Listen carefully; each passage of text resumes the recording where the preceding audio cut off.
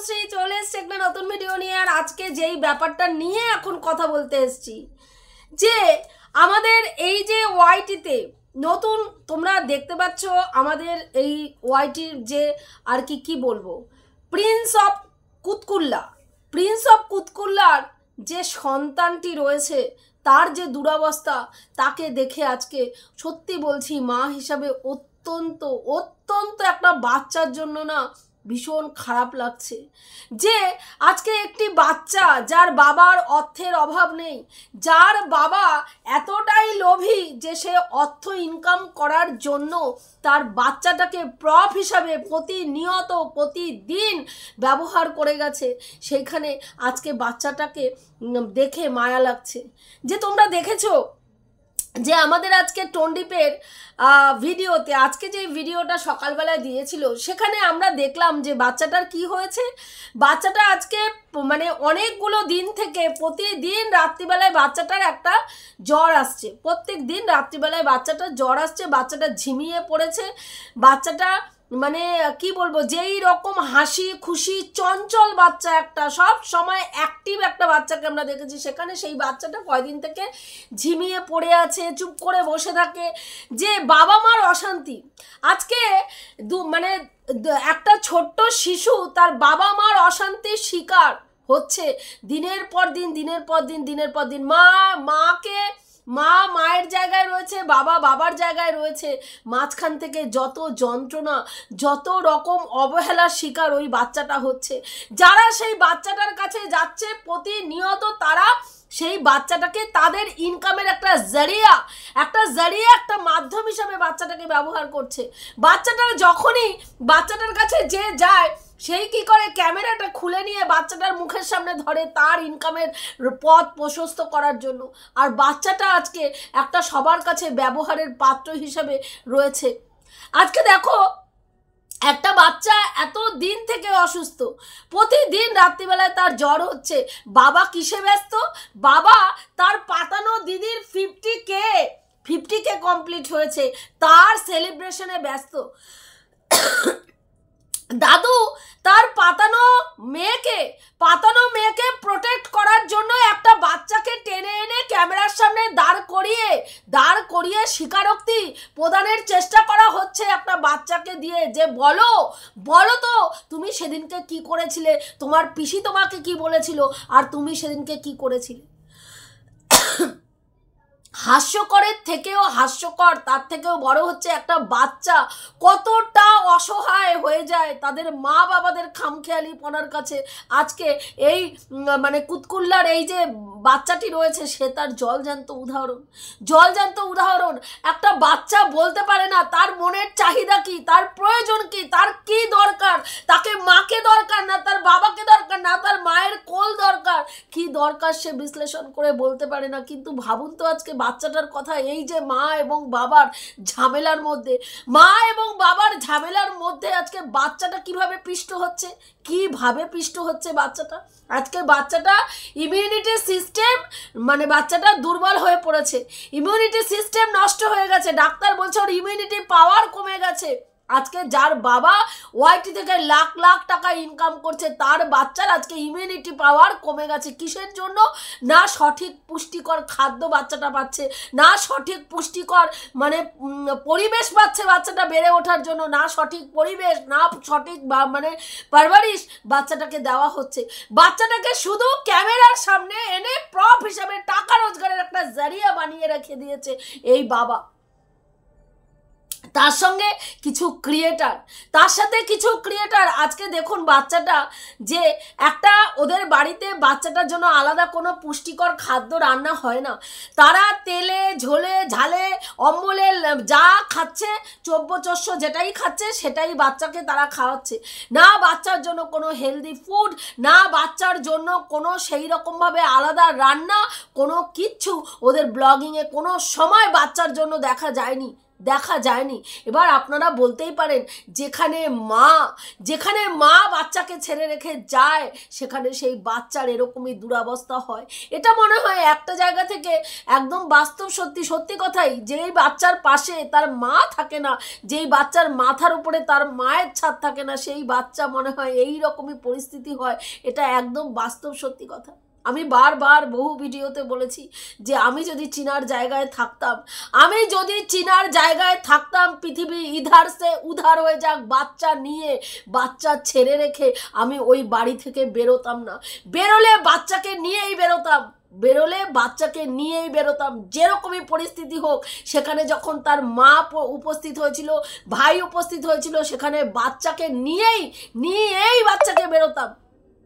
সেখানে একটা বাচ্চা আজকে কত অসহায়ের মতন জীবনযাপন করছে অসহায়ের মতন। ওইটুকু বাচ্চাকে সর্বক্ষণ মোবাইলের মধ্যে ডুবিয়ে দেওয়া হয়েছে। বাচ্চাটা যতক্ষণ খেলাধুলা করে তার বাকি টাইম বাচ্চাটা পুরো মোবাইলের মধ্যে ডুবে থাকে।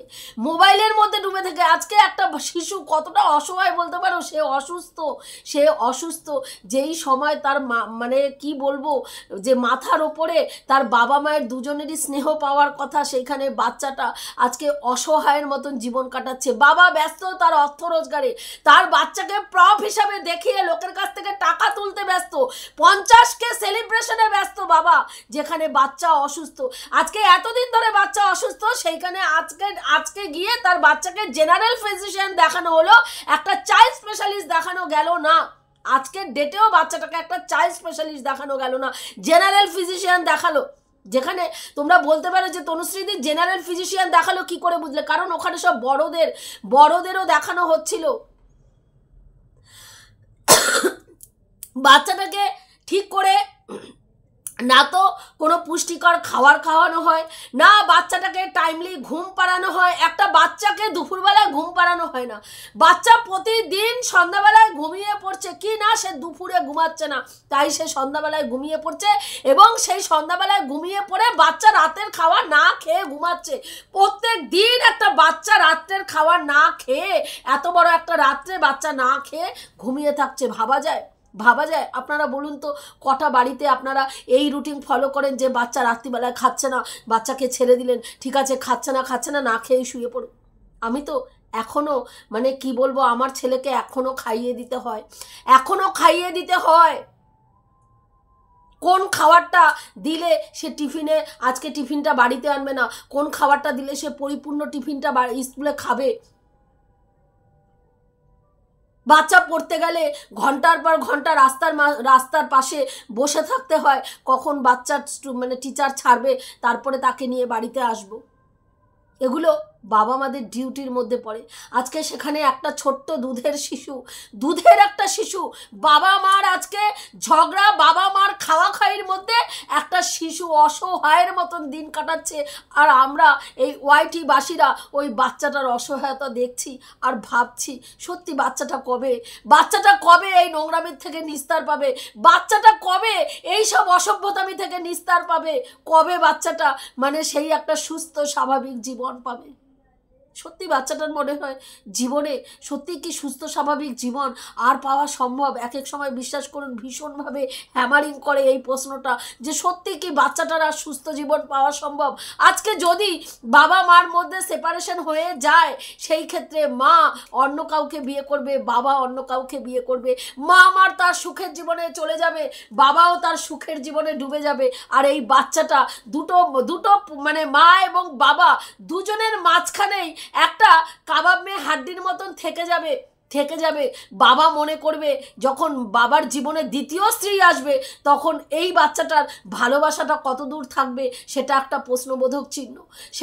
প্রশ্নবোধক চিহ্নের জায়গায় আজকে দাঁড়িয়ে রয়েছে। আমি জানি না যে চীনা তার বাচ্চাকে নিয়ে কি সিদ্ধান্ত নিচ্ছে, চীনা তার বাচ্চা নিয়ে কি চিন্তা করছে, তবে এটুকু জানি একজন মা তার বাচ্চার পাশে ঢালের মতন শেষ পর্যন্ত দাঁড়ালে সেই বাচ্চার ক্ষতি কেউ করতে পারে না।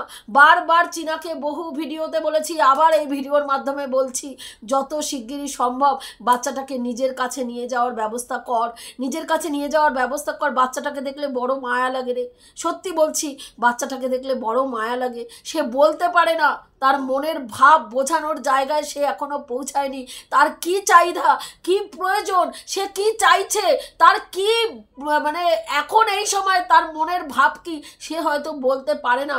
কিন্তু তার উদাস চোখ আর মানে ধীর, মানে চুপ করে বসে থাকা দেখলে না বড্ড মায়া লাগে রে বাচ্চাটাকে। বিশ্বাস কর যে আমাদেরও তো বাড়িতে বাচ্চা আছে, আমি তো মানে সন্তানের মা।